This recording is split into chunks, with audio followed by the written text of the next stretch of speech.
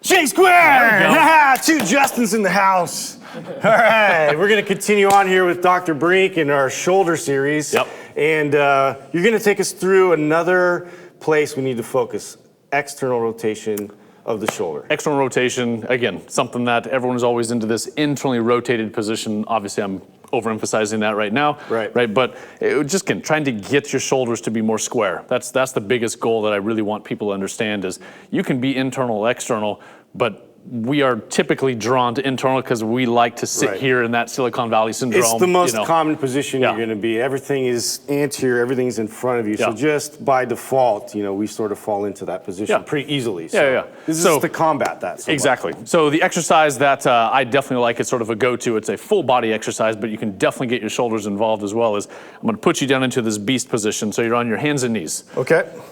So I'm going to get down and the sort of also called quadruped position. Quadruped, exactly. Some people. So again, a couple of the keys that I definitely want everyone to pay attention to is hands flush to the ground. You want to open the fingers as wide as you can get them. Okay. From here, we also want to create sort of like a corkscrew, right? So as I want you to create external rotation, that means I want the creases of the elbows to be pointing forward.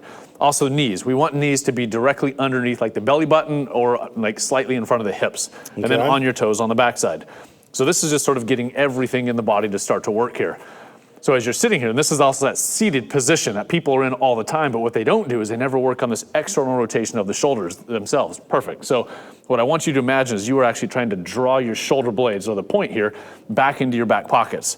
So as you pull and create a little external rotation, you're going to lock your shoulders into that position. And as you're doing this, you should actually feel those shoulder blades really firing at that point. Yeah, and I can even feel things popping back there. Yeah. So for most people, this may be just the basic position that they get in, because this is going to be hard for most of them already.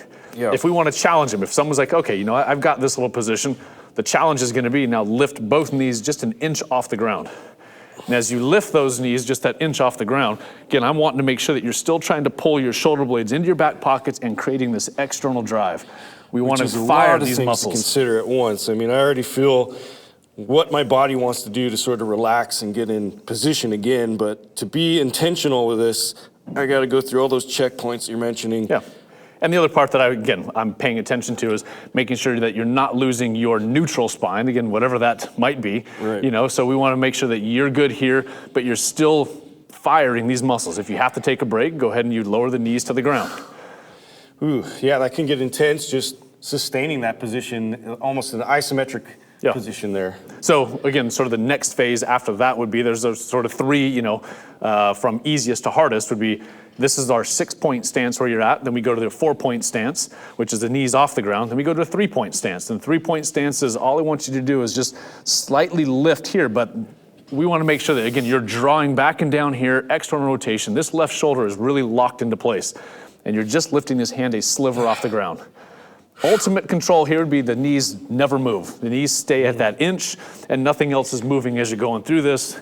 Really making sure that you're driving this externally here. You're pulling that shoulder blade. Try and keep that there. Good. And then just down nice and easy. Woo. Good. That's straight fire right there. There we go. It's working. Intense. All right. They're always showing me something that's going to kill me and it doesn't look like it, right? That's right. Yeah. Simple yet effective. So there you go. That's a pretty powerful way to focus on external rotation of the shoulder. If you like these videos, make sure to subscribe. And there's also going to be a link for the 30 days of coaching, so make sure you check that out.